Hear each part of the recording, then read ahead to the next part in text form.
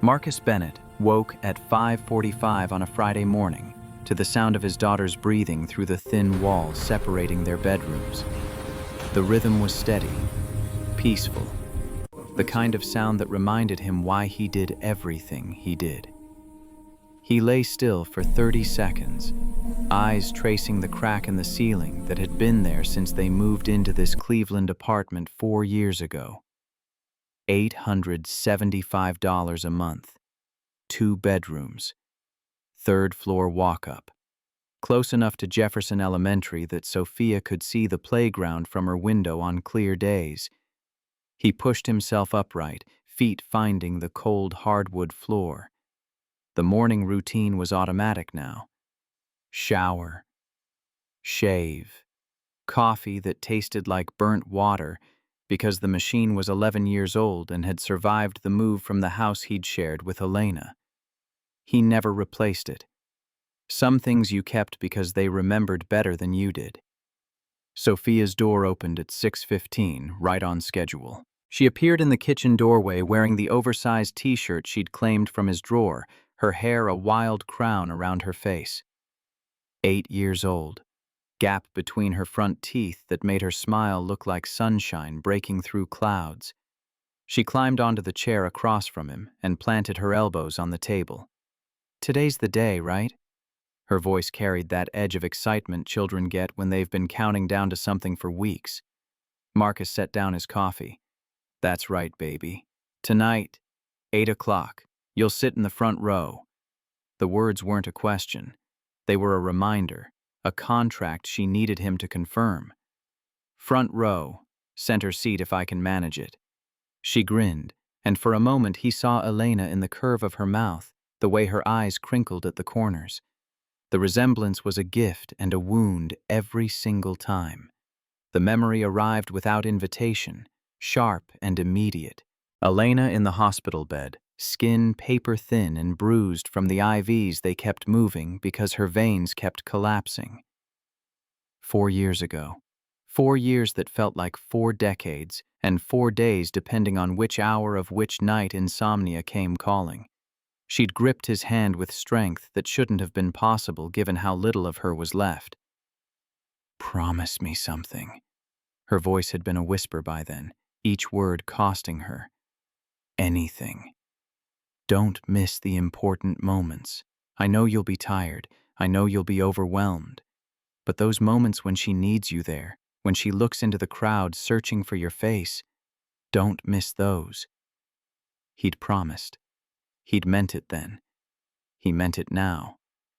Sophia was talking about her costume, about how Mrs. Patterson had let her add extra ribbon to the dress, about how she'd practiced her solo in front of Angela, and Angela had actually cried real tears. Marcus listened and nodded and poured milk over her cereal, and the whole time he was calculating. Work ended at 5:30 if nothing went wrong. 40-minute drive in Friday traffic, longer if the bridge construction was still backed up.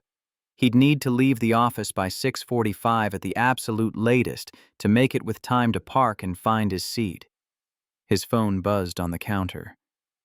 Work email. He ignored it. Sophia reached across the table and touched his wrist. "You're worried about something?" "No, baby. Just thinking about my day." "You always say you're just thinking when you're actually worrying." Her expression was too knowing for 8 years old, too aware of the ways adults lied to protect children from adult things. "I'm not worried. I'll be there. I promise." She studied his face for another moment, then nodded and went back to her cereal. The subject was closed, but not forgotten. Sophia kept track of promises the way some people kept track of debts. Morrison and Partners occupied the 11th and 12th floors of a glass tower in downtown Cleveland, the kind of building that looked impressive in photographs and felt soulless once you worked there long enough to notice the fluorescent lights gave everyone a vaguely jaundiced appearance. Marcus had been a senior financial analyst for 6 years. Before that, he'd put in 3 years as a junior analyst, grinding through the apprenticeship of financial modeling and client reports that either broke you or taught you how to see patterns in chaos. He was good at the work. Better than good. He'd built a reputation for catching discrepancies other analysts missed, for asking the questions that made clients uncomfortable but saved them from disasters they didn't know were coming. His reviews were flawless. His attendance record was perfect. He'd never missed a deadline, never filed a report with errors, never given anyone a reason to question his competence. That level of precision wasn't optional. It was survival. The office was already humming when he arrived at 8:30. Analysts hunched over terminals, tracking markets that had opened hours ago in London and Tokyo. The smell of burned coffee and recycled air, voices murmuring into phones, the constant background tap of keyboards that sounded like rainfall if you stopped paying attention to what it actually was. Victoria Hayes swept past his desk at 9:15 without slowing. She wore a charcoal suit that probably cost more than his monthly rent, her dark hair pulled back in a twist so severe it looked painful. Director of Investment Strategy. His boss, technically, though she supervised 7 analysts and Marcus rarely interacted with her directly. She had a reputation. Ice Queen, people called her behind her back. She didn't smile. She didn't make small talk. She evaluated your work, told you what was wrong with it, and moved on to the next fire that needed putting out. Marcus had met her exactly 3 times in 6 years for anything resembling a conversation. The first was his initial interview. The second was a performance review 18 months ago where she'd spent 12 minutes telling him his risk assessment models were the best in the department, and he should be training the junior analysts. The third was 2 years ago, and nobody knew about it except the 2 of them. He'd been drunk. Stupidly, dangerously drunk on the anniversary of Elena's death, sitting in his car in the parking garage at 11 at night because he couldn't bring himself to drive home and he couldn't bring himself to go back upstairs to his desk. Victoria had found him there. She hadn't asked questions. She'd called a cab, waited with him until it arrived, and paid the driver to make sure Marcus got inside his apartment. The next morning, she'd sent a single email. "We don't speak of this again." They hadn't. Kyle Brennan materialized at Marcus's elbow just before 10, holding a coffee cup and wearing the expression of someone who lived for office gossip. 28 years old, junior analyst, smart enough to do the work but more interested in who was sleeping with whom and which executive was about to get fired.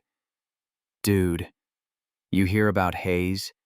Marcus kept his eyes on his screen. "No." Divorce finalized last week. Husband was banging some 26-year-old from his firm. Like, aggressively banging her. Photos on the phone-level evidence. "That's none of my business." Kyle leaned against the partition. "I'm just saying, she's been off lately. Made 3 people cry this month." Sheila in accounting said Hayes tore apart her Q3 report in front of the whole department. Marcus saved his file and swiveled his chair just enough to make eye contact. Maybe Sheila's Q3 report deserved tearing apart. Kyle raised his hands in mock surrender. "Just making conversation, man. You don't have to bite my head off." After Kyle wandered away, Marcus sat for a moment looking at nothing. Victoria Hayes's personal life was her own concern.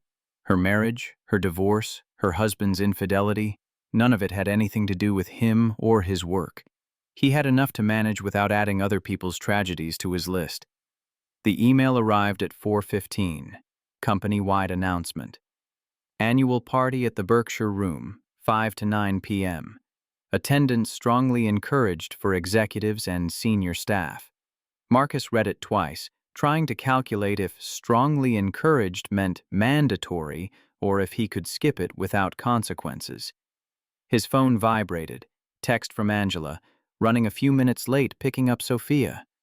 "School traffic is awful. She'll be ready by 7:30. He typed back, "No problem, thank you." The party, the show. 40 minutes between the office and home if traffic cooperated. Another 15 minutes to change clothes. Sophia's performance started at 8. The math worked if he left the office by 6:30. 6:45 at the latest. Show his face at the party for 30 minutes, shake the right hands, then disappear before anyone noticed he was gone. He looked at the clock. 4:17. 2 hours and 13 minutes. Manageable. Victoria appeared in front of his desk at 4:35. She didn't sit. She set a folder down on top of his keyboard, the gesture sharp enough to make him flinch. Q3 client report. I need revisions before the party. Marcus opened the folder. 42 pages. Red ink on nearly every page. He scanned the first correction and felt his stomach drop. This was at least 2 hours of work, possibly 3 if she wanted substantial rewrites. When do you need it? Before the party. Her tone suggested the question was stupid. The party starts in 25 minutes. Then you should start now. She was already turning away, already moving on to whoever else she needed to destroy before close of business. The words came out before he could stop them. Ms. Hayes, I have a commitment tonight. Could I have until Monday? She stopped, turned back. Her expression was the kind of blank that made you aware how much control it took to keep it that way. What kind of commitment? My daughter has a performance. School play. 8 p.m. Victoria studied him for 3 seconds that felt like 3 minutes. Get me what you can before you leave. We'll deal with the rest Monday morning. She walked away. Marcus exhaled and opened the first page. He had 2 hours. He could give her 1 hour of work and hope it was enough. Hope she didn't decide that wasn't good enough. Hope his job wasn't on the line for choosing his daughter over someone else's quarterly report corrections. He worked. The office emptied around him, people heading home or heading to the party. The clock ticked forward. 5:30. 6. 6:15. He was on page 23 when his phone buzzed again. Angela. Sophia's ready and so excited she might vibrate out of her skin. I'll keep her fed and distracted. You've got this. He had nothing. He had 17 pages left to review and 25 minutes before he absolutely had to leave. He kept working. The Berkshire room occupied the ground floor of a building 3 blocks from Morrison and Partners. Marcus arrived at 6:20 wearing the same clothes he'd worn to the office because there hadn't been time to go home and change. The space was trying too hard, exposed brick and Edison bulbs and a bar made from reclaimed wood that probably cost more than his car.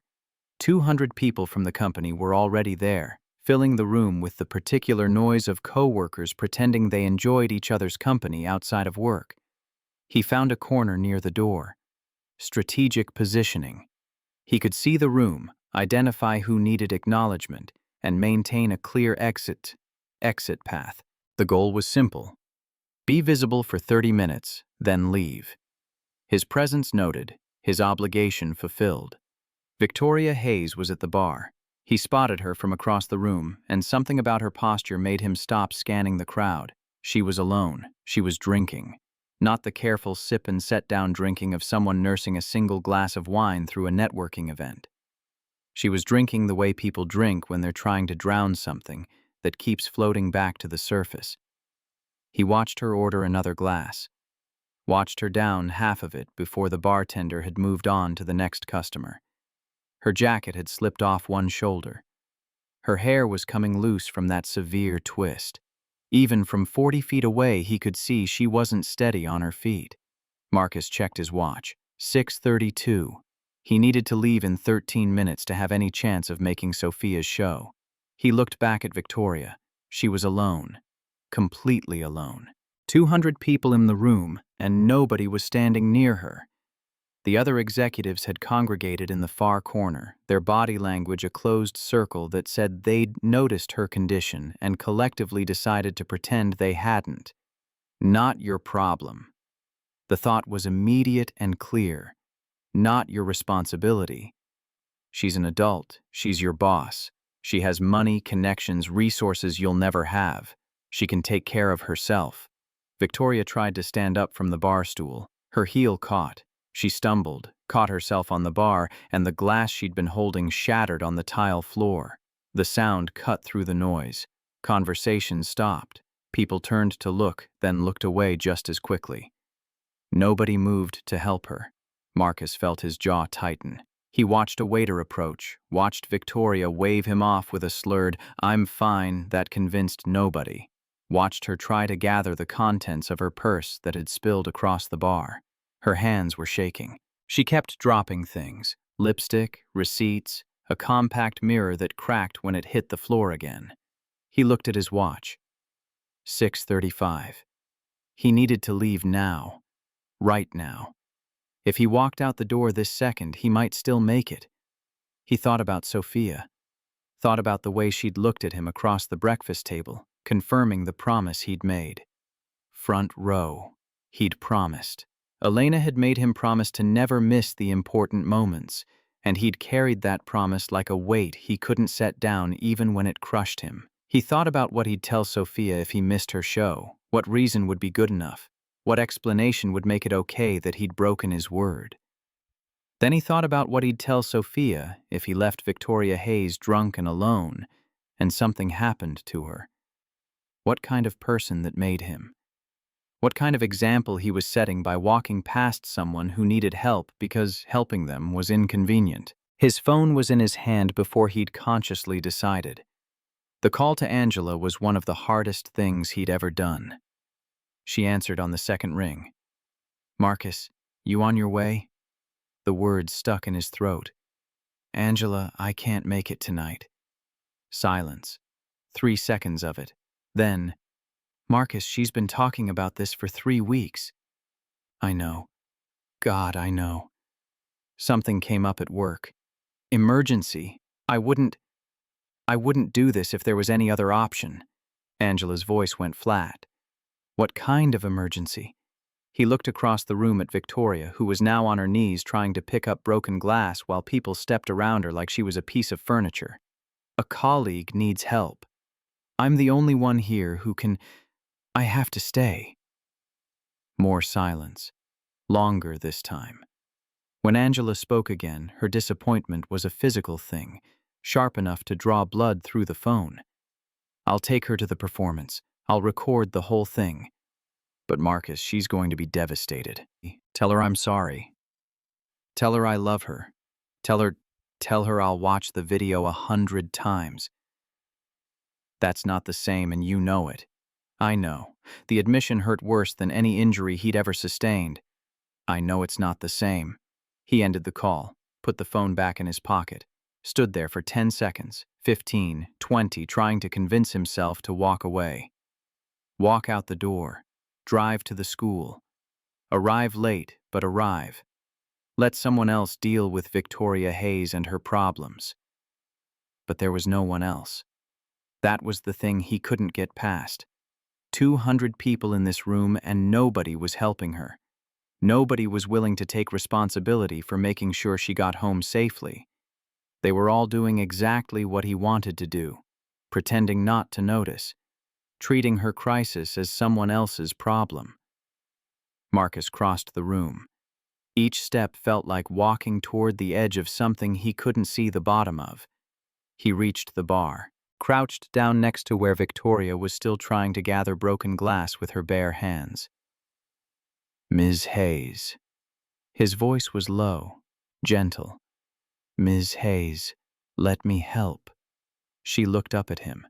Her eyes were unfocused, glassy. It took her 3 seconds to place his face. "Marcus?" Her voice was thick, confused. Why are you still here? Do you have someone I can call? Someone who can come get you?" She shook her head. The motion was too large, too loose. She immediately looked like she regretted it. "Rachel's in Boston. Philip's with his girlfriend. What about your phone? We can call a car service." Victoria patted her pockets, then looked around with growing panic. "My phone. I had my phone." A waiter approached carrying a clear plastic bag. "Found this in the ladies' room, ma'am." In the toilet. Marcus took the bag. The phone inside was soaked, screen dark and cracked, completely dead. He handed it back to the waiter. "Do you have a bag for the broken glass? And could someone help Ms. Hayes to a chair?" Together they got Victoria to a seat near the back of the room. She slumped into it, head lolling back. Marcus pulled out his own phone and opened a car service app. He got as far as entering the destination before realizing he had no idea where to send her. "Ms. Hayes, what's your address?" She laughed. It was a broken sound, edged with something that might have been crying. "Just moved. Week ago, I can't remember the number. Always use GPS. What street? Can't remember." The words came out slurred, running together. "Near the park. Big park. Trees." That description applied to half of Cleveland. Marcus felt the situation narrowing, options falling away one by one. He couldn't put her in a car to nowhere.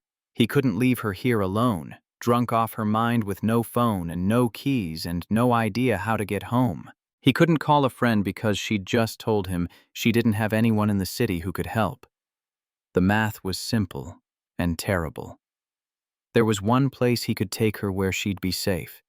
One place where he could keep an eye on her until she sobered up enough to give him a real address or contact a friend. One place where he had control over what happened and what didn't happen. His home. His apartment. The place where Sophia's bedroom walls were covered in drawings and his dead wife's pictures still hung in the hallway, and every inch of space carried the weight of his life and his grief and his careful distance from anyone at Morrison and Partners. The place where, if anyone found out he'd taken his drunk supervisor, his career would be over before sunrise. He thought about the alternative, leaving her, walking away, and the thought of what could happen. Victoria trying to drive, getting hurt, worse, made the decision for him. "All right. Can you stand?" She tried. He caught her before she fell. Her weight against him was startling, too light and too heavy at once. He got her arm over his shoulder and started walking her toward the door. People parted around them.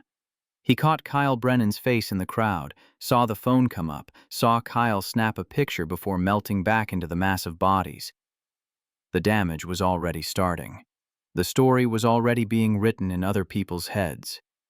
He could feel it, the weight of judgment and assumption following him out of the building and into the parking garage and into his car, where Victoria immediately slumped against the passenger door and closed her eyes.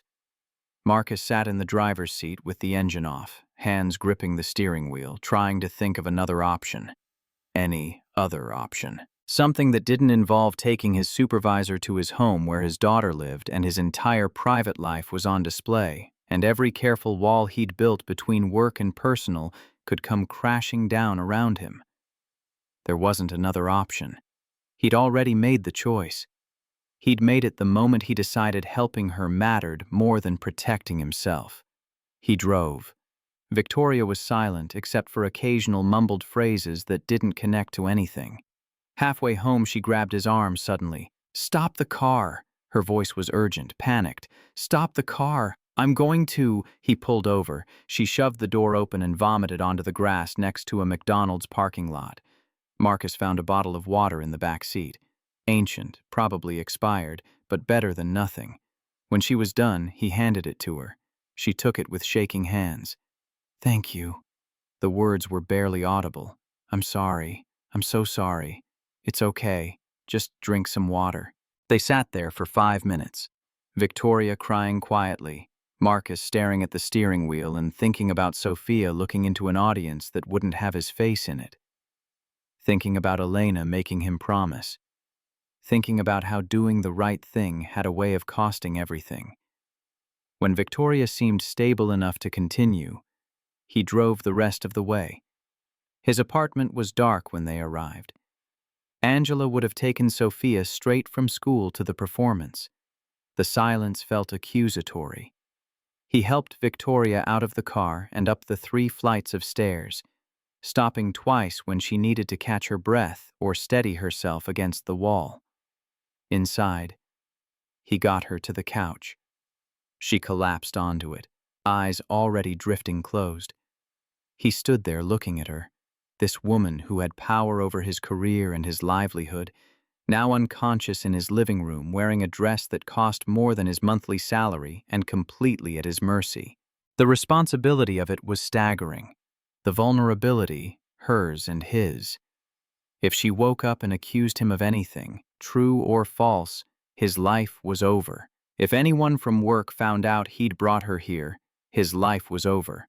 If Sophia came home and found a stranger on their couch, he'd have to explain why he'd chosen this woman over being at his daughter's side. He couldn't think about that. He could only move forward, one task at a time, make it as safe as possible, document everything, leave no room for misunderstanding. Marcus found clean clothes, an old t-shirt, sweatpants that would be too big but at least dry and comfortable. He set them on the coffee table next to the couch, filled a glass with water, found aspirin in the bathroom cabinet, and left 2 pills next to the water. Then he pulled out a piece of paper from Sophia's homework folder and wrote in careful block letters, "Ms. Hayes, you are at my home. Marcus Bennett. You were very intoxicated at the company party and had no safe way to get home. Your phone was damaged and you could not remember your new address. I am sleeping in my daughter's room at the end of the hall. If you need anything, knock on the door. I have left clean clothes and water for you. Marcus Bennett." He placed the note directly next to the water glass where she couldn't miss it, turned on the bathroom light, and left the door open so she could find it if she woke up disoriented. Made sure his bedroom door was closed and locked. Made sure the front door was double locked. Then he went to Sophia's room and spread a blanket on the floor next to her bed. His phone lit up at 9:30. Video file from Angela. Text underneath. She was amazing. Standing ovation. But she kept looking for you. I'm so sorry, Marcus. He opened the video. The image was shaky, filmed from somewhere in the middle of the auditorium, but he could see Sophia clearly. She wore the green dress with extra ribbons, her hair in curls that Angela must have spent an hour creating. She sang with her whole heart, no hesitation, no self-consciousness, just pure joy in performance. Then, halfway through her solo, she stopped singing. The music kept playing, but Sophia turned to look directly at the camera. Angela's camera. She waved, a tiny wave that was meant for him even though he wasn't there. "Daddy, if you're watching this later," the words came out clear, confident, totally off script. "I know you're busy. I know you had to work. But I love you, and it's okay." The audience laughed. Someone in the crowd said, "Oh, honey," in a voice thick with emotion. The music ended. Sophia took a bow. The applause was thunderous. Marcus watched the video 4 times. By the 4th viewing, his face was wet, and he couldn't remember when he'd started crying. He sent a text to Angela. "Thank you for taking care of her. I don't deserve you." Her reply came immediately. "You're a good father, having a bad night. We all have them. She's asleep. I'll bring her home in the morning." He set the phone down and lay back on the floor. Sophia's bed was 2 feet away. The blanket under him was thin and the hardwood was unforgiving. His back would hate him in the morning. But he didn't move. Couldn't move. Because this was where he needed to be if anyone ever questioned what happened tonight. This was the evidence that mattered. That he'd stayed as far from Victoria Hayes as this apartment allowed, that he'd sacrificed his comfort and his daughter's important moment to make sure everyone stayed safe. He didn't sleep. He lay there listening to the building settle, to the occasional sound from the living room when Victoria shifted in her sleep, to the endless loop of his own thoughts cataloging every way this could go wrong. By the time dawn light started filtering through Sophia's curtains, he'd run through 24 scenarios, each one ending with his termination, his reputation destroyed, his ability to find another job in this city evaporated. But Victoria Hayes was alive. She was safe.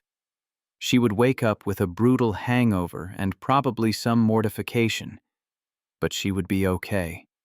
And maybe that was enough. Maybe doing the right thing didn't have to make sense in the aftermath. Maybe it just had to be right in the moment when the choice was made. He heard movement from the living room at 6:30. Soft at first. someone trying to be quiet in an unfamiliar space. Then more urgent.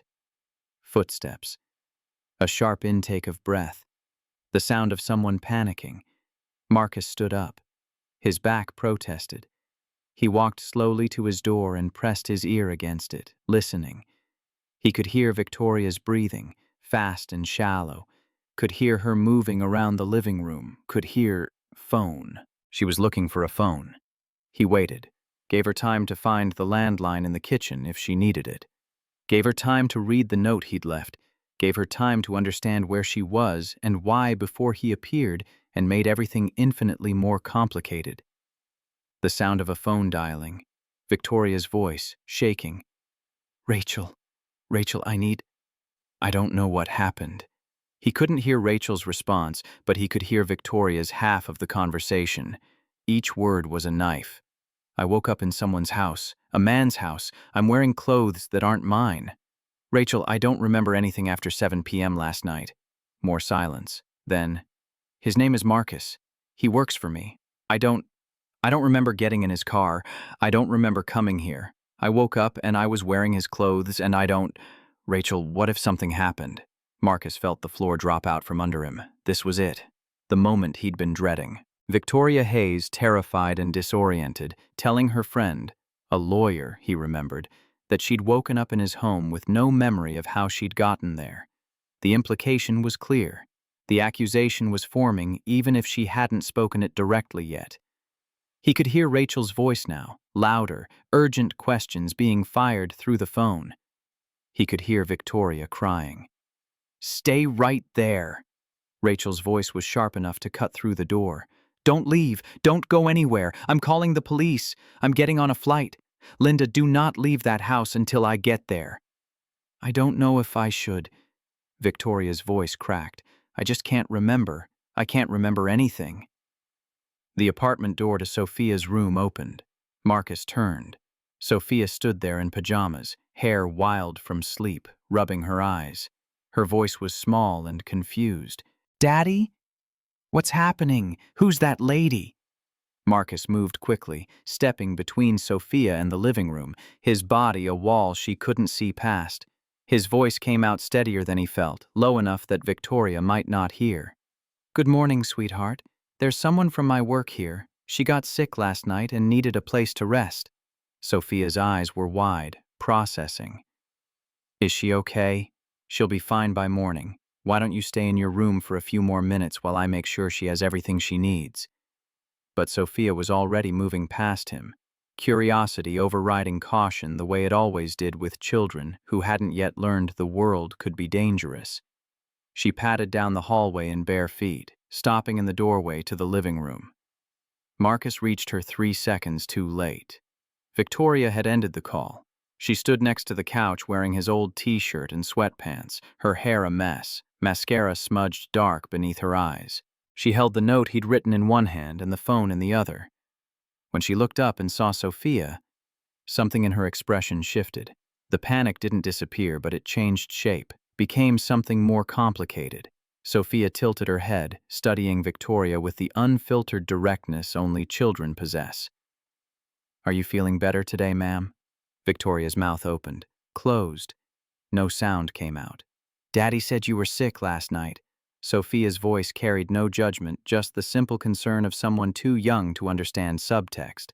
My daddy makes really good soup when I'm sick. Do you want him to make you some? Victoria looked from Sophia to Marcus. Her eyes were red-rimmed, glassy. When she spoke, her voice was barely above a whisper. You have a daughter. Marcus felt every muscle in his body tense. Yes. This is Sophia. I'm 8. Sophia added this information like it was crucial to understanding the situation. I was in a play last night. Daddy couldn't come because he was helping you. The words landed like stones dropping into still water. Marcus watched Victoria process them, watched her eyes move from Sophia's face to the walls covered in children's artwork to the refrigerator visible through the kitchen doorway plastered with school photos and report cards. She turned slowly, taking in details she'd been too panicked to notice before, the stack of picture books on the coffee table, the small pink backpack hanging by the door, the child-sized shoes lined up next to his work boots. Her gaze returned to Marcus. The fear was still there, but now it competed with something else. Confusion. Calculation. The beginning of understanding that nothing about this situation matched the story her terrified brain had been constructing. Angela appeared in the doorway behind Sophia, slightly breathless from climbing 3 flights of stairs. She'd obviously let herself in with the spare key he'd given her years ago. Her eyes went immediately to Victoria, then to Marcus, then back to Victoria. Her expression gave away nothing, but Marcus knew her well enough to read the tension in her shoulders. "Sophia, why don't you come help me make breakfast?" Angela's voice was bright, deliberately casual. "Let your daddy talk to his friend. But I want to know if she liked my performance." Sophia was looking at Victoria with expectation, waiting for praise that wasn't coming. Victoria's lips moved, but no sound emerged. Marcus stepped forward. "Sophie, Ms. Hayes isn't feeling well. We can talk about your performance later, okay?" Angela took Sophia's hand gently. "Come on, sweetie. Let's make those pancakes you love." Sophia allowed herself to be led away, though she looked back twice before disappearing into the kitchen. The moment she was out of sight, Marcus felt the atmosphere in the room change, all the oxygen suddenly harder to pull into his lungs. Victoria was staring at him. The note trembled in her hand. "Marcus." Her voice was raw. "I need to ask you something, and I need you to tell me the truth." He nodded, even though every instinct screamed at him to run, to grab Sophia and leave his own apartment, to put distance between himself and whatever was about to happen. "Did we? Last night, did we?" She couldn't finish the sentence, but she didn't need to. The implication hung between them like smoke. "No." His voice came out harder than he intended. "Nothing happened. You were very drunk at the party. Nobody was helping you. Your phone was dead and you couldn't remember your new address. I couldn't leave you there alone, so I brought you here." He gestured toward the couch. "I left clean clothes for you because your dress was stained. I wrote that note so you would know where you were when you woke up. I slept on the floor in my daughter's room. That's everything. That's the whole story." Victoria's eyes searched his face for cracks, for inconsistencies, for any sign he was lying. He held her gaze and let her look. Let her see whatever she needed to see. "Why?" The word came out broken. "Why would you help me? You could have just left." The question deserved an honest answer, even if honesty felt like handing her ammunition. Marcus thought about Elena, about the promise he'd made. Thought about Sophia asking if the sick lady needed soup.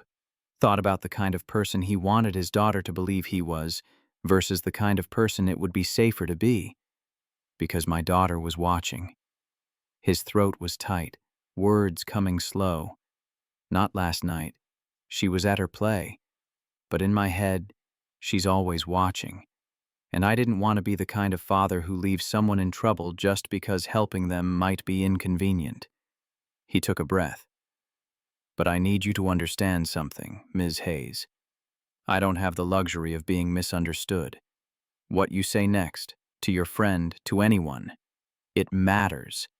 It matters more than you probably realize." Victoria's face crumpled. For a terrible moment, he thought she was going to cry again, but instead she just stood there, clutching the note like it was the only solid thing in a tilting world. She looked at the coffee table where the glass of water and aspirin still sat untouched, at the pile of clean clothes he'd left, at the open bathroom door with the light still on. "I think I need a minute." Her voice was barely audible. "Of course, take your time." She walked unsteadily toward the bathroom. The door clicked shut. Marcus heard the lock turn and then the sound of water running. He stood in the living room feeling like he'd just survived something, but had no idea if the danger had actually passed. Angela emerged from the kitchen. She crossed to him and spoke in a voice too low for Sophia to hear. "Marcus, what the hell is going on?" "I helped someone from work get home safely. That's all." "That's not all." Angela's eyes were sharp with concern. "That woman just told someone on the phone she doesn't remember how she got here."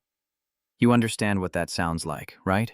I understand exactly what it sounds like. That's why I slept on Sophie's floor. That's why I wrote the note. That's why I'm praying to God she realizes. He stopped. Couldn't finish the thought. Angela put a hand on his arm. Sophia knows something's wrong. She's trying to pretend she doesn't, but she knows. I'll talk to her. And this woman, Victoria, you said? Is she going to be okay? Marcus looked at the closed bathroom door. I don't know. I hope so. The water shut off. They waited. 30 seconds. A minute. 2 minutes. Finally, the bathroom door opened. Victoria emerged. She'd washed her face, scraped her hair back into a ponytail using what looked like a hair tie she must have found in the bathroom drawer. The borrowed clothes hung loose on her frame. Without makeup, she looked younger and infinitely more fragile. She walked to where her purse sat on the chair near the couch. Pulled out her phone, the one that had spent the night in a toilet, now just an expensive paperweight. Stared at it for a moment like she could will it back to life through sheer force of wanting. I need to call Rachel back. She was going to call the police. Marcus felt his heart stutter. You can use the landline. It's in the kitchen. Victoria looked toward the kitchen where Sophia's voice could be heard chattering to Angela about the play, about her costume, about how she'd remembered every single word of her solo. The sound seemed to give Victoria pause. Actually, could you call her? Tell her I'm okay? I don't think I can. She swayed slightly. Marcus moved without thinking, catching her elbow before she could fall. She looked up at him, and for the first time since she'd woken up, her expression held something other than fear. Exhaustion, maybe. Or recognition that whatever story she'd been telling herself about last night didn't fit the reality in front of her. Sit down. He guided her back to the couch. I'll call your friend. What's the number? Victoria recited it from memory. Marcus dialed on his cell phone, walking into his bedroom and closing the door for privacy. The woman who answered sounded like she'd been crying or shouting or possibly both. This is Rachel Morgan. Who is this? My name is Marcus Bennett. I'm calling on behalf of Victoria Hayes. She asked me to let you know she's safe. Where is she? Rachel's voice was sharp as broken glass. Put her on the phone right now. She's resting. She's had a difficult morning. I know what kind of morning she's had. I know she woke up in a stranger's house with no memory of how she got there. Let me speak to her immediately, or I'm calling Cleveland police. Marcus closed his eyes, took a breath. Let it out slow. Ms. Morgan, I understand you're concerned. Victoria was severely intoxicated at a company event last night. Her phone was damaged and she couldn't remember her new address. I brought her to my home because there was no other safe option. I slept in my daughter's room. Nothing happened. Victoria is unharmed. She can confirm all of this when she feels ready to talk.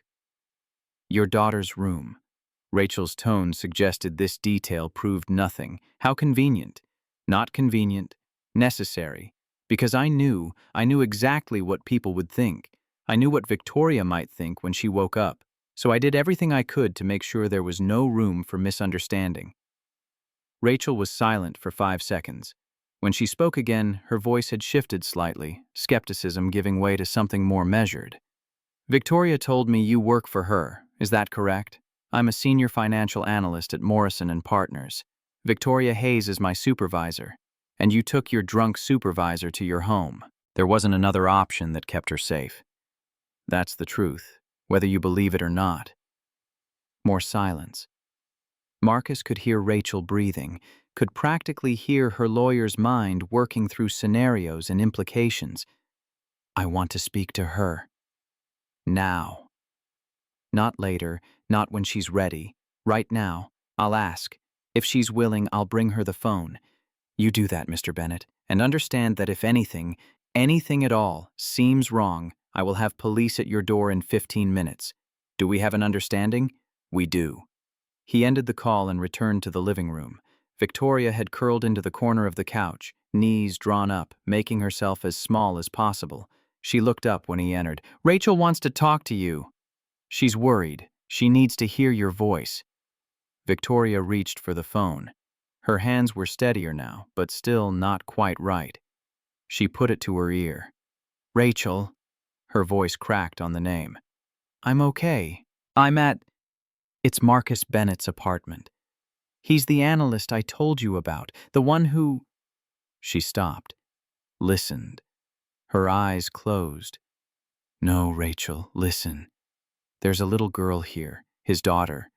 She's 8 years old. She was in a play last night, and he missed it because he was making sure I got home safely. He slept on the floor in her bedroom. There's a note. He left me a note explaining everything. He left clothes and water and aspirin. Rachel, he didn't... Nothing happened." More listening. Victoria's face went through a series of expressions Marcus couldn't fully read. Relief. Shame. Something that might have been gratitude. I know what it sounded like. I know what I said. But I was scared, and I panicked, and I wasn't thinking clearly. She paused. "Rachel, he has photos of his wife on the walls. I think she passed away. He's a widower raising a little girl alone, and I almost..." Her voice broke completely. She covered her mouth with her free hand. The conversation continued for another 2 minutes. Marcus walked to the kitchen where Sophia sat at the table drawing pictures with markers Angela had found in her room. She looked up when he entered. "Is the lady feeling better?" "I think so, sweetheart." Why was she so sad? Sometimes grown-ups have hard nights. Sometimes things happen that make them upset, and they need help getting through it. Sophia considered this. Like when you were sad after Mommy died and you stayed in your room for a really long time? The observation hit harder than Marcus expected. "Yeah, baby. Kind of like that." Angela caught his eye over Sophia's head. Her expression asked questions he didn't have good answers for. He shook his head slightly. Later, not now, not in front of Sophie. Victoria appeared in the kitchen doorway. She still held Marcus's phone. When she spoke, her voice was quiet but clearer than it had been. "Rachel wants to talk to you again." He took the phone, stepped back into the living room. Rachel Morgan's voice had changed completely from their first conversation. "Mr. Bennett, I owe you an apology. You were protecting your friend. I understand that. Victoria says there's evidence." A note. "Security camera footage? I don't have cameras inside the apartment, but there's one in the hallway that might have captured when we arrived. The building installed them after a series of break-ins 6 months ago. Could you get that footage? I can ask the building manager. It might take a few days." "Do it." Rachel's tone made it clear this wasn't a request. "Not because I don't believe you, but because Victoria needs... We both need to be absolutely certain about what happened. You understand that, don't you?" "I do." "Good." Rachel paused. "For what it's worth, Mr. Bennett, if what Victoria tells me is accurate, you did something extraordinary last night. Most people would have walked away. Most people wouldn't have risked what I risked." "No, they wouldn't have." Rachel's voice softened further. "Thank you for keeping her safe. I'm still getting on a plane, but I'm not calling the police. Take care of her until I arrive." "I will." The call ended. Marcus returned the phone to Victoria, who was now sitting at the kitchen table across from Sophia. His daughter had pushed one of her drawings across to Victoria, a picture of stick figures holding hands under a rainbow. "This is for you, so you feel better." Victoria stared at the drawing like she'd never seen anything like it before. When she looked up at Sophia, her eyes were wet. "Thank you. This is the nicest gift anyone's given me in a long time. Do you want to see my play?" Sophia was already pulling up the video on Angela's tablet before anyone could answer. "We recorded it. Daddy couldn't come, but he watched it later and he cried because he was proud." Marcus felt heat rise to his face. "Sophie, maybe Ms. Hayes isn't ready. I'd like to see it." Victoria's voice was soft. "If that's okay." Sophia pressed play. The video filled the small screen. Bright stage lights, children in costumes, the opening notes of music Marcus had missed hearing live. He watched Victoria watch it, saw her face change as Sophia appeared on stage, confident and beaming. When the moment came where Sophia stopped mid-song to wave at the camera and deliver her message to her absent father, Victoria inhaled sharply. The video ended. Sophia looked at Victoria expectantly. "You were wonderful." Victoria's voice was thick. "Really, truly wonderful. You have a beautiful voice. Thank you." Sophia glowed. "Daddy says I get it from my mommy. She used to sing all the time before she got sick." The room went very quiet. Victoria looked at Marcus and something passed between them, an understanding that didn't need words. She wasn't just seeing a man who'd helped her anymore. She was seeing a life. A loss. A father doing his best with what was left after tragedy had carved through his world. Angela stood up. "Sophia, why don't we go back to your room? You can show me the rest of your drawings, but I want to stay with—" "Now, sweetie." Angela's tone was gentle but firm. "Give your dad and his friend some space to talk." After they left, Marcus and Victoria sat in the kitchen in silence. The coffee maker gurgled in the background. Morning light slanted through the window, highlighting dust motes in the air. "I'm sorry." Victoria's words came out barely louder than breath. "For what I thought. For what I almost— You don't need to apologize for being afraid, but I do." She looked at him directly. "You knew the risk. You knew what I might think, what I might say. And you helped me anyway. You missed your daughter's performance. You slept on the floor. You protected me from myself, and you protected yourself from me, and I—" Her voice failed. She pressed her palms against the table like she needed something solid to hold on to. "I've spent 15 years building a reputation. Ice Queen, that's what they call me at the office. Did you know that?" Marcus didn't respond, but his silence was answer enough. "I thought if I kept everything controlled, if I never showed weakness, never let anyone see me as anything less than perfectly composed, I thought that would protect me, keep me safe." She laughed, bitter and broken. "Look how well that worked out. Last night wasn't weakness. It was human. People break sometimes. I broke in front of 200 people. I broke, and not one of them, not one single person except you, stepped up to help. They all just watched, or worse, they pretended not to see." Marcus thought about Kyle's phone coming up, capturing the image of him supporting Victoria toward the exit. Thought about how that photo was probably still circulating through group chats, gathering assumptions and fabrications. Some people saw. Some people took pictures. Victoria closed her eyes. Of course they did.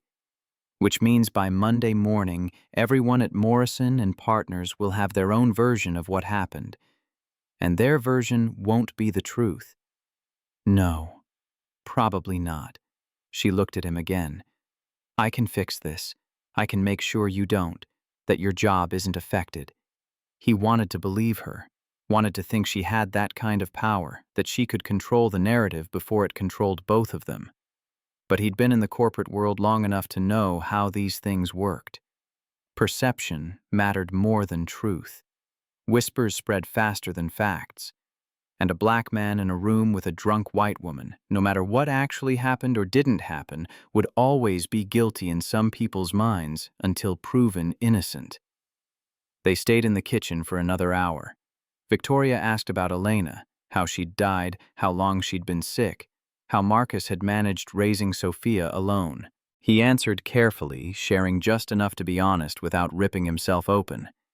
She told him about her marriage ending, about discovering Philip's affair through a text message that hadn't been meant for her, about moving into Rachel's guest house because she couldn't bear to stay in the home she'd shared with her husband. It should have felt strange, this sudden intimacy between supervisor and subordinate, between two people who'd maintained careful professional distance for 6 years. But sitting in his kitchen with borrowed clothes and no makeup and nothing left to hide behind, Victoria Hayes wasn't his boss. She was just someone who'd had a terrible night and was trying to find her footing in the aftermath. Angela and Sophia returned eventually. Sophia had changed into regular clothes, her hair brushed and pulled into pigtails. She walked straight to Victoria and held out a small stuffed elephant. "This is Mr. Trunks. He helps me when I'm sad. You can borrow him if you want." Victoria took the elephant with trembling hands. I can't take it's just borrowing. You have to give him back next time we see you." The assumption that there would be a next time hung in the air. Marcus saw Victoria's throat work as she swallowed hard. "I promise I'll take very good care of him. And I'll give him back as soon as I can." Angela pulled Marcus aside while Sophia showed Victoria her favorite books. Her voice was low, urgent. "Rachel called me. She's landing at Hopkins in 3 hours. She wants to come straight here. That's fine, is it?" Angela's eyes were worried. "Marcus, I know you did the right thing, but this is complicated. This woman is your boss. What happens Monday when you go back to work? I don't know. And Sophia, she's already attached. You saw how she gave Victoria her elephant. That child doesn't give Mr. Trunks to just anyone. I know." Angela put a hand on his shoulder. "Just be careful. You've worked so hard to build stability for her. Don't let this, whatever this is, threaten that." She was right. Everything Angela said was right. But Marcus thought about Victoria standing alone at that bar, swaying on her feet while 200 people pretended not to notice. Thought about how easily he could have been one of them. Could have walked past, driven to the school, kept his hands clean and his distance safe. "I can't explain it." The words came slowly. "I just know that if I'd left her there, if I'd chosen the safe thing, I wouldn't be able to look at Sophie the same way. Wouldn't be able to tell her to help people who need help if I wasn't willing to do it myself. Even when it costs you everything? Especially then." Rachel Morgan arrived at 11:15. She was taller than Marcus expected, with sharp features and eyes that evaluated him in 3 seconds and came to a conclusion he couldn't read. She embraced Victoria without speaking, holding her for a long moment before pulling back to examine her face. "You look terrible. I feel terrible." Rachel turned to Marcus. "We need to talk, privately." They went out to the hallway, leaving the door slightly ajar. Rachel crossed her arms and leaned against the wall opposite him. "Victoria told me what you did. All of it. The party, the drive here, sleeping on your daughter's floor. The note. I wanted to make sure there was no confusion." "There was confusion anyway." Rachel's voice was flat, matter of fact. "When Victoria called me this morning, I was 90% certain you'd assaulted her. I had the police non-emergency number pulled up. I was ready to get her out of here by any means necessary." Marcus felt something cold settle in his chest. "But you didn't. Because she told me about the little girl, about the drawings on the walls, about the note you left. And I thought, what kind of predator writes a note explaining everything? What kind of predator invites his 8-year-old daughter into the situation? The kind who's innocent." "Exactly." Rachel studied him.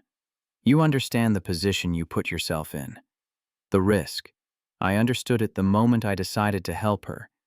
Most people would have walked away, let someone else deal with it, claimed they didn't see. Most people don't have an 8-year-old daughter asking them to explain why they didn't help someone who needed it." Rachel nodded slowly. "Victoria says you missed your daughter's performance for this. Yes, and you still did it. Because it was right." Rachel's expression shifted slightly, softened at the edges. "You're either the most decent person I've met in years or you're very good at seeming that way. I haven't decided which yet. I don't need you to decide. I just need Victoria to know the truth. She does." Rachel pushed off from the wall. "But truth and perception are different things, Mr. Bennett. Come Monday, people at your office are going to have questions. Some of them won't care about the answers. Then I'll deal with that Monday. Will you? Because Victoria tells me someone took a photo last night of you helping her to your car. That photo is probably everywhere by now." The cold feeling in Marcus's chest spread. He'd known this was coming, had been bracing for it since he saw Kyle's phone come up. But hearing it confirmed still felt like a punch. "I can't control what people think." "No. But Victoria can control what people know." Rachel met his eyes. "She's going to make this right. Whatever it takes. You have my word on that. I don't need—" "Yes, you do. Rachel's voice was firm. You need someone with power on your side when this blows up, and it will blow up. So let her help you. Let her fix what she broke by getting drunk in the first place. She didn't break anything. She just had a bad night, and you paid for it. Rachel's expression was unreadable. Most people would resent that. Would be angry. I'm not most people. No. Rachel smiled, thin and sharp. You're really not. They returned to the apartment. Victoria had Sophia on her lap, both of them looking at a book about butterflies. The scene was so domestic, so unexpectedly gentle, that Marcus had to look away. Rachel cleared her throat. Victoria, we need to go. Let you get cleaned up, get your head straight. Victoria carefully shifted Sophia off her lap and stood. She walked to Marcus, Mr. Trunk still clutched in one hand. I don't know how to thank you. The words seemed inadequate even as she said them. You did something. You sacrificed something important. For me, and I'll never forget that. Just get home safe. That's enough. It's not. She held his gaze. But I'll figure out how to make it enough. Rachel handed Marcus a business card. My number. Call me if anyone at your office gives you trouble. Call me if you need anything at all. After they left, Marcus stood in his living room, feeling like he'd just survived a hurricane. The apartment was quiet. Sophia was back in her room. Angela was in the kitchen, cleaning up. The immediate crisis had passed. Victoria believed him. Rachel believed him. Nobody had called the police. But Monday was coming. Angela joined him in the living room. She didn't say anything, just stood next to him. A quiet presence that asked no questions and offered no judgment. I did the right thing. He said it out loud, testing whether the words felt true. You did. So why does it feel like I just stepped off a cliff? Because you don't know if you're flying or falling yet. Angela squeezed his arm. Give it time. Marcus wanted to believe her, but he'd lived in this world long enough to know that truth didn't always win. Sometimes it just bought you time. Sophia emerged from her room, sleepy-eyed. She climbed onto the couch next to him without speaking, curling into his side the way she had when she was smaller. He wrapped his arm around her and tried not to think about Monday. Monday morning arrived like a reckoning. Marcus stood in front of his bathroom mirror at 6 a.m., razor in hand, trying to steady his breathing. The weekend had passed in a strange, suspended quiet. Sophia asking occasional questions about the nice lady, Angela checking in twice to make sure he was okay. Long hours lying awake running through scenarios of what awaited him at Morrison and Partners. He'd received one text from Victoria on Sunday evening. I'm going in early tomorrow. We'll handle this together. No details. No plan. Just a promise that felt both reassuring and terrifying, because it meant she understood there was something to handle. The office lobby felt different when he walked through at 8:25. Or maybe it was the same and he was different, hyper-aware of every gaze that lingered half a second too long, every conversation that stopped when he passed. He took the elevator to the 11th floor alone, stepped out into the maze of cubicles and glass-walled offices, walked toward his desk with his shoulders back and his expression neutral and every nerve ending screaming. Kyle Brennan was at the coffee station. Their eyes met across 30 feet of carpet. Kyle looked away first, suddenly very interested in the creamer dispenser. Small victory. Meaningless victory. Marcus kept walking. His desk looked exactly as he'd left it Friday afternoon. The Q3 report with Victoria's red ink still sat in his inbox, mocking him with its 42 pages of corrections he'd barely touched before everything went sideways. He sat down, powered on his computer, opened his email. 83 new messages since Friday evening. He scanned the subject lines. Most were routine. Client updates, department announcements, meeting requests for the week. Nothing that referenced the party. Nothing that acknowledged the photo he knew was circulating somewhere beyond his view. Then he reached the message from HR, timestamp Sunday night at 9:47 p.m. Mr. Bennett, please schedule a meeting with Patricia Wong for Monday 2 p.m. Confirmation required. His hands went cold. He hit reply, typed, confirmed, sent it before he could think too hard about what it meant. The whispers started around 9. He couldn't hear specific words, but he could feel the texture of them, the particular frequency of gossip moving through an office. People walked past his cubicle more often than usual, glancing in with expressions ranging from curiosity to something that looked uncomfortably like pity. One of the junior analysts, Sarah Chen, decent at her job, terrible at hiding what she was thinking, stopped at his desk. "Marcus, I just wanted to say..." He looked up. Whatever she saw in his face made her stop mid-sentence. Never mind. She retreated quickly. At 10:15, Victoria Hayes emerged from her office. She wore navy blue instead of her usual black or gray, her hair pulled back in that same severe twist, heels clicking against tile with the sharp efficiency he'd come to associate with her presence. She walked through the department without stopping at anyone's desk, without acknowledging the sudden hush that followed her movement. Disappeared into the stairwell that led to the executive floor. Marcus forced himself to focus on work, pulled up spreadsheets, reviewed financial models, tried to lose himself in numbers that made sense, that followed rules, that didn't care about photos or rumors or the way his career might be unraveling in real time. His phone buzzed at 11. Text from Angela. "How's it going?" He typed back, "Surviving." Her response came immediately. "That's not the same as okay." He didn't reply, couldn't find words that would be honest without being alarming. Victoria returned just before noon. This time she didn't walk past his desk. She stopped, arms crossed, expression unreadable. "My office." 5 minutes. She was gone before he could respond. Marcus saved his work, stood up, felt every eye in the department track his movement as he crossed to Victoria's office. The glass walls meant privacy of sound but not sight. Everyone could see him enter, could see Victoria close the door behind him, could see her gesture for him to sit while she remained standing. "I spoke with Thomas Reed this morning." Her voice was crisp, professional. "The CEO. He's aware of what happened Friday night. I gave him the full account." Marcus kept his expression neutral. And he wants to meet with both of us at 2:30, after your HR meeting." The floor seemed to tilt slightly. "Both of us?" He has questions about the optics, about the photo that's apparently made its way to half the company.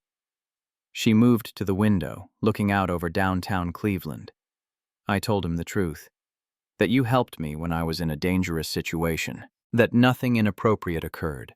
That anyone suggesting otherwise is trafficking in speculation and rumor. Will he believe you?" She turned back to face him. "Thomas Reed is many things, but he's not stupid. He understands liability when he sees it. The company's liability for allowing me to get that intoxicated at a work event with no intervention. My liability for putting myself in that position. Your liability for..." She stopped, started again. "Actually, you have no liability. You acted correctly in an impossible situation. That's what I told him. But you can't control what everyone else thinks." "No, I can't." Her jaw tightened. "Which is why we're going to be very clear, very public about what actually happened. No room for interpretation." Marcus leaned back in the chair. "With respect, Ms. Hayes, clarity doesn't always matter. Some people are going to believe what they want to believe regardless of facts. Then those people will learn to keep their beliefs to themselves or find employment elsewhere." The steel in her voice reminded him why people called her Ice Queen. "I have considerable influence in this company. I intend to use all of it. That might make things worse, for both of us." Victoria crossed her arms. "Let me be very clear about something, Marcus. Friday night, you sacrificed your daughter's important moment to ensure my safety. You put yourself at enormous personal and professional risk. The absolute least I can do is make sure that sacrifice doesn't cost you your career. I didn't do it for... I know why you did it." She cut him off gently. "Sophia told me, remember? Because you're the kind of father who wants his daughter to believe people help each other. Well, now you're going to let me help you. That's not negotiable." Someone knocked on the glass. Kyle Brennan stood outside, holding a folder, looking nervous. Victoria opened the door 6 inches. Not now. But the Morgan file needs.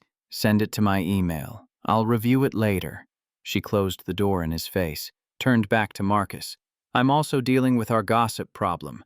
Kyle Brennan took that photo, sent it to the analyst group chat with a caption that was inappropriate. He's being disciplined. What kind of discipline? Suspension without pay. 2 weeks. If he does anything similar again, he's terminated. Marcus felt something uncomfortable twist in his gut. That seems harsh. Does it? Victoria's eyes were hard. He tried to destroy your reputation for entertainment. He reduced a crisis to a joke. Harsh would be firing him immediately, which several people suggested. Who suggested that? She didn't answer, looked at her watch instead. You should prepare for your HR meeting. Patricia will want details about Friday night. Be honest. Be thorough. Don't minimize what you did or why. What if they don't believe me? Then we'll handle that too. She held his gaze. You're not alone in this, Marcus. Stop acting like you are. After he left her office, he sat at his desk for 10 minutes doing nothing, just breathing, trying to process the strange reality where Victoria Hayes, his supervisor, the woman who'd maintained strict professional distance for 6 years, was now actively protecting him, fighting for him, using her influence like a shield between him and whatever consequences might be coming. It should have felt good. It felt dangerous, because power could be withdrawn as quickly as it was offered, and depending on someone else's protection meant putting his fate in hands that might drop him the moment he became inconvenient. The HR office was on the 12th floor, 3 doors down from the CEO's suite.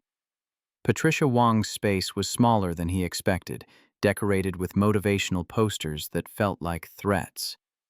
Believe you can and you will. Success is a journey, not a destination. Excellence is not an act, but a habit. Patricia sat behind her desk, reading glasses perched on her nose, a legal pad in front of her covered in handwritten notes. She gestured for Marcus to sit. Closed the door herself. Returned to her chair with the careful precision of someone about to conduct surgery. Thank you for coming, Marcus. I want to be upfront about why you're here. We've received questions about Friday night. About you and Ms. Hayes. I need to understand exactly what happened. Marcus had rehearsed this, had gone over the story a dozen times in his head, making sure every detail was clear, every timeline accurate. He told her everything. The party, Victoria's condition, his attempts to find alternative solutions, the decision to bring her to his apartment, the note, the clothes, sleeping on Sophia's floor, Victoria's panic Saturday morning, Rachel's intervention, the resolution of the misunderstanding. Patricia took notes throughout, didn't interrupt. When he finished, she set down her pen and looked at him over her glasses. That was quite a risk you took. I'm aware. You understand how this looks. Supervisor and subordinate. Alcohol involved. Private residence. Even with all your precautions, the optics are problematic. The optics would have been worse if Ms. Hayes had been injured trying to drive herself home, or if she'd been left at the restaurant in that condition and something had happened to her. Patricia's expression didn't change. That's not your responsibility, isn't it? When someone's in danger and you have the ability to help, at what point does looking the other way become complicity? This isn't a philosophical debate. Patricia's voice was firm but not unkind. This is about professional conduct and company liability. You put yourself in a situation that could be misinterpreted. I put myself in the only situation that kept someone safe. If that's a firing offense, I understand. But I won't apologize for it. Nobody's asking you to apologize. She pulled out a printed document, turned it so he could read it. This is Kyle Brennan's written statement about Friday night. He admits to taking the photo without consent, admits to adding an inflammatory caption, admits to distributing it via company communication channels with the intent of, his words, making people laugh. Marcus scanned the statement, felt his jaw tighten at the caption Kyle had written, "Guess who got lucky Friday night?" Multiple wine glass and smirking emojis. He's been suspended pending further review. Patricia retrieved the document. But the damage is done. That photo and that caption have been seen by approximately 60% of our staff. Many people have formed opinions about what happened. Can those opinions be corrected? We're sending a company-wide email this afternoon from Thomas Reed directly, clarifying the facts. Can't it be both? The meeting with Thomas Reed happened at 2:30 in his corner office, with windows overlooking downtown and Lake Erie in the distance. Victoria was already there when Marcus arrived, sitting in one of two chairs facing Reed's massive desk. The CEO was 60-ish, gray-haired, wearing a suit that probably cost more than Marcus made in a month. He stood when Marcus entered, extended his hand. "Mr. Bennett, thank you for joining us. Please, sit." They sat. Reed returned to his chair, steepled his fingers, regarded them both with an expression Marcus couldn't decode. "I've heard multiple versions of Friday night's events, some from HR, some from staff gossip, some from Ms. Hayes directly." He looked at Marcus. "Now I'd like to hear your version, unfiltered." So Marcus told it again, third time in 3 days. The story was wearing grooves in his mind, becoming a script he could recite without feeling. When he finished, Reed nodded slowly. "You missed your daughter's performance for this." It wasn't a question, but Marcus answered anyway. "Yes, that's quite a sacrifice." She understood. Eventually. Did she? Reed's eyes were sharp, because in my experience, 8-year-olds don't forget being disappointed, even when they forgive. Marcus felt something cold settle in his chest. "No, sir. They don't forget." Victoria shifted in her chair. "Thomas, if we could focus on—" "Actually, I think this is the focus." Reed looked between them. Mr. Bennett made a choice that cost him personally to help a colleague, a superior, technically. That choice has resulted in gossip, speculation, and a photo that makes our company look like a breeding ground for inappropriate relationships. So my question is this: how do we make this right? The silence stretched for 5 seconds. 10. Victoria spoke first.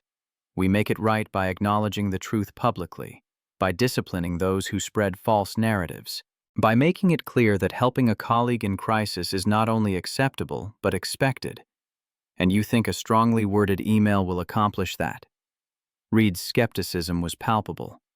"I think a strongly worded email backed by immediate consequences for violations will accomplish that." "Yes." Reed turned to Marcus. "What do you think, Mr. Bennett? Will people stop talking because I tell them to?" "No, sir. They'll just be quieter about it." "Exactly."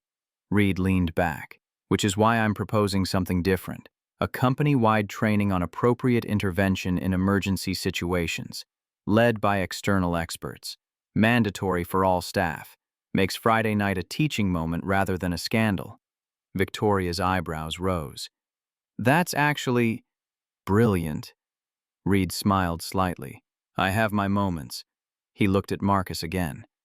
"And you, Mr. Bennett, are going to help develop the curriculum. Work with HR and our training consultants. Use your experience to teach people how to help someone in crisis without compromising themselves or the person they're helping." Marcus felt the weight of it settling on his shoulders. "You want me to turn the worst night of my life into a training seminar? I want you to turn a moment of genuine decency into a blueprint for how we expect our employees to behave." Reed's voice was firm. "You did something most people wouldn't have the courage to do. Don't let that be wasted because you're embarrassed by attention." "I'm not embarrassed. I'm aware that some people won't believe the truth no matter how many times it's repeated. Then we make the lie too expensive to repeat." Reed stood, signaling the meeting was ending. "Both of you, thank you for handling this with integrity. Ms. Hayes, your honesty about your own culpability is noted and appreciated. Mr. Bennett, your discretion and compassion are exactly what this company should embody. Now let's move forward." They left Reed's office together, walking in silence until they reached the elevators. Victoria pressed the button for the 11th floor. "Well, that went better than expected, did it?" Marcus kept his voice low. "Because now I'm the poster child for crisis intervention. which means everyone who sees me is going to be reminded of Friday night forever. Better than being the subject of rumors. Victoria's jaw was tight. And for what it's worth, Thomas wasn't wrong. What you did should be the standard. I know what most people would have done. I was in that room. I saw them do it. The elevator doors opened. They stepped out into the department. Conversations didn't stop this time, but they changed pitch, became more obviously work-focused. Performance of normalcy. Marcus returned to his desk, opened his email. The company-wide message from Thomas Reed was already there, sent at 2:45. Subject: Friday evening incident. Facts and expectations. The email was 5 paragraphs, clinical language about an employee experiencing distress at a company event. Another employee providing assistance in a professional and appropriate manner. Speculation and gossip being unacceptable. Harassment policies being enforced. Expected standards of colleague support going forward. No names, but everyone would know exactly who it referenced. Marcus was reading it for the 3rd time when his phone buzzed. Text from Victoria. Check your calendar. I've scheduled us for weekly check-ins. Standard practice for senior analysts on track for promotion. No one will question it. He stared at the message. Promotion. Another text. You're the best analyst in this department. Have been for 2 years. Time that's recognized officially. Details next week. He wanted to argue. Wanted to tell her this felt like compensation for helping her, like reward for something that shouldn't require reward. But another part of him, the part that had been grinding away at this job for 6 years waiting for advancement that never came, felt a dangerous spark of hope. His phone rang. Angela's number. How bad is it? Her voice was tight with concern. Could be worse, could be a lot worse. That's not reassuring. It's honest. He glanced around, making sure no one was close enough to overhear. I'm still employed. The CEO is backing me. Victoria is handling things. Handling how? Like someone who's used to getting her way and isn't going to let gossip get in the way of what she sees as justice. Angela was quiet for a moment. Marcus, be careful. I am being careful. No, you're being decent. Those aren't the same thing. Decent people get hurt because they think everyone else operates by the same rules they do. I know the rules here. Known them for 6 years. Do you? Because it sounds like the rules just changed, and new rules mean new risks. She wasn't wrong. He ended the call and tried to focus on work, but concentration was impossible. Every footstep near his cubicle made him tense. Every email notification felt like potential disaster. The afternoon crawled forward with the momentum of honey in winter. At 5:15, Victoria walked past his desk on her way out, stopped, spoke quietly. You did good today. Answering questions. Standing your ground. That took strength. It took survival instinct. Sometimes those are the same thing. She shifted her bag to her other shoulder. I meant what I said about weekly check-ins. You've earned advancement. I should have pushed for it before now. Don't promote me out of guilt. I'm not. Her eyes were steady, serious. I'm promoting you because you're exceptional at your job, and I've been so focused on maintaining professional distance that I failed to advocate for the people who deserved it. That's changing. For you and for others. She left. Marcus sat at his desk for another 20 minutes, ostensibly finishing reports, but actually just existing in the strange liminal space of a day that had started terrible and ended uncertain. Not good. Not bad. Just different in ways he didn't fully understand yet. Sophia was in the living room when he got home, sprawled on the floor with colored pencils and paper covering every available surface. She looked up when he entered. Did you have a good day, Daddy?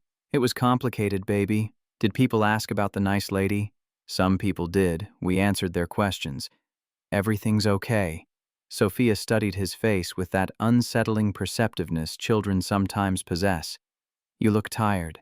I am tired, but it's nothing a hug from you won't fix. She launched herself at him. He caught her, held her close, breathed in the smell of her shampoo and colored pencils and innocence. This, right here, this was what mattered. This was what he'd protected when he made the choice to help Victoria.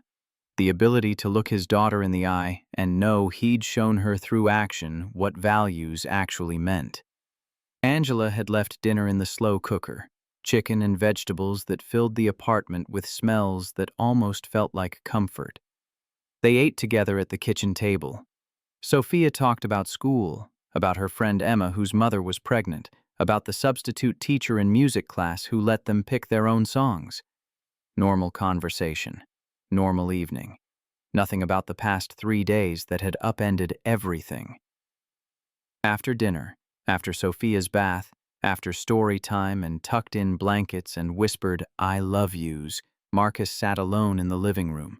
Sophia had left her drawing on the coffee table, the one she'd made Saturday morning. 3 stick figures holding hands. "Helping is good," written in careful letters above them. His phone buzzed. Text from Victoria. "Building manager sent the hallway footage. Shows us arriving at 8:17 p.m. Shows me being helped to your apartment. Shows the door closing. That's it. Nothing after. Rachel has a copy. HR has a copy. If anyone questions timing or circumstances, we have evidence." He typed back, "Thank you." Her response came quickly. "Stop thanking me. You saved my life Friday night. I'm just trying to make sure that didn't ruin yours." It didn't ruin anything. Time will tell, won't it? Another text arrived before he could respond. "Sophia's next performance is in 2 weeks. I looked it up on the school website. Winter concert. December 12th. I'd like to attend, if that's appropriate." Marcus stared at the message. Read it twice. 3 times. He thought about Elena's promise. About missing Sophia's performance Friday night. About standing in that restaurant watching 200 people pretend not to see someone who needed help. He thought about Monday. About Patricia Wong saying he'd done the right thing. About Thomas Reed turning Friday night into a teaching moment. About Kyle Brennan suspended for 2 weeks, learning that cruelty had consequences. He thought about Victoria Hayes, Ice Queen, people called her, sitting at his kitchen table with tears on her face, holding Mr. Trunks and watching his daughter's video. About how she'd fought for him today with the same ferocity she brought to every boardroom negotiation. About how she'd scheduled weekly check-ins and mentioned promotion like it was a foregone conclusion, not charity. He thought about the hallway footage that would show exactly what happened and nothing more. Evidence that wouldn't be needed but existed anyway. A safety net neither of them had known they'd have. Most of all, he thought about Sophia's drawing. 3 stick figures holding hands. Maybe that was the truth of Friday night. Not the risk or the sacrifice or the potential cost. Not the fear or the judgment or the weight of being misunderstood. Just 3 people holding hands when one of them needed it most. Marcus picked up his phone and typed, "That would be appropriate. Sophia would like that very much. Front row if you can manage it." Victoria's response was immediate. "Front row, center seat." He set the phone down, picked up Sophia's drawing, walked down the hall to her room. She was asleep, arms wrapped around Mr. Trunks' twin, a smaller elephant she'd named Mrs. Trunks. Her breathing was steady, peaceful, the rhythm that had started his Friday morning 4 days and a lifetime ago. Marcus knelt beside her bed, smoothed her hair back from her forehead. "You were right, baby. Helping is good." He stood, turned off her nightlight, walked back to the living room. Tomorrow would bring new challenges.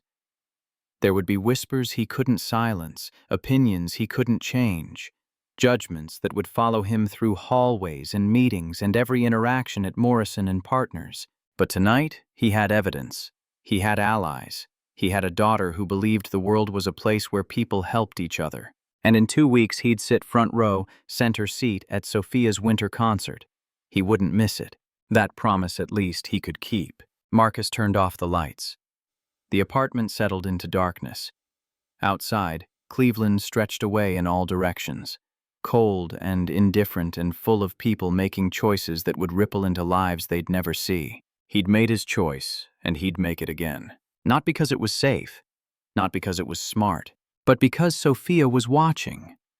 Always watching. And that, more than anything else, was compass enough.